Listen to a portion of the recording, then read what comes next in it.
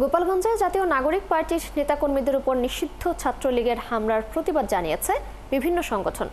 বুধবার বিকেলে শাহবাগ মোড় ব্লকেট করে বৈষম্য বিরোধী ছাত্র আন্দোলন। মশাল মিছিল করেছে জাতীয় যুব শক্তি ও যুব অধিকার পরিষদ। সবার অভিযোগ, প্রশাসনের নির্লিপ্ততায় এরকম হামলার ঘটনা ঘটেছে।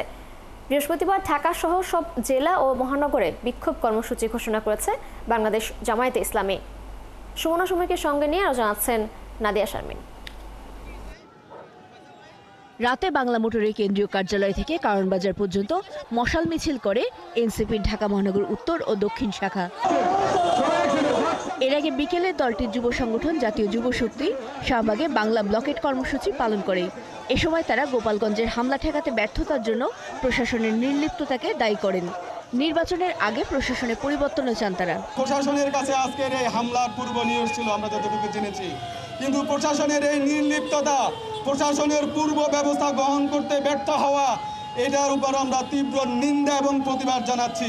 এটা দ্বারা প্রমাণ করে এই প্রশাসন এখনো পর্যন্ত আওয়ামী ফ্যাসিস্ট মুক্ত হয় নাই। সুতরাং আমরা একটি অংশগ্রহণমূলক, নিরপেক্ষ এবং স্বাধীন নির্বাচনের জন্য আমরা একটি নিরপেক্ষ এবং স্বাধীন প্রশাসন ব্যবস্থা, নির্বাচন কমিশন এবং একটি পুলিশ ব্যবস্থার দাবি জানাচ্ছি। এদিকে কাকরাইল থেকে পল্টনে সন্ধ্যায় মশাল মিছিল করে বাংলাদেশ যুব অধিকার পরিষদও। অবিলম্বে বৈষম্য বিরোধী তরুণদের মধ্য থেকে 50,000 জনকে পুলিশে নিয়োগ দেওয়ার দাবি জানান তারা।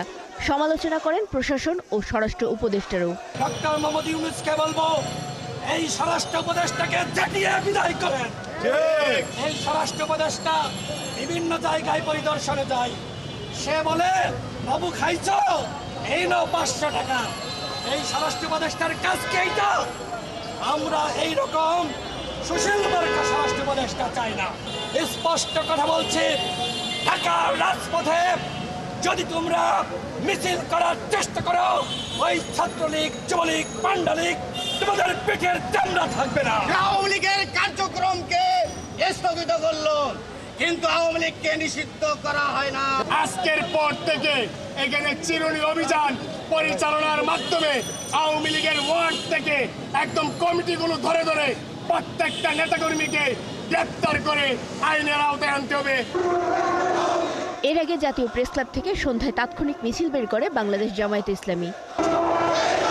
পল্টন মোড় হয়ে কাকরাইল অভিমুখে এই মিছিল করে তারা। পরে দলটি এক বিবৃতিতে বৃহস্পতিবার দেশের সব জেলা ও মহানগরীতে শান্তিপূর্ণ বিক্ষোভ কর্মসূচি পালনের ঘোষণা দেয়। নাদিয়া শারমিন, ৭১, ঢাকা।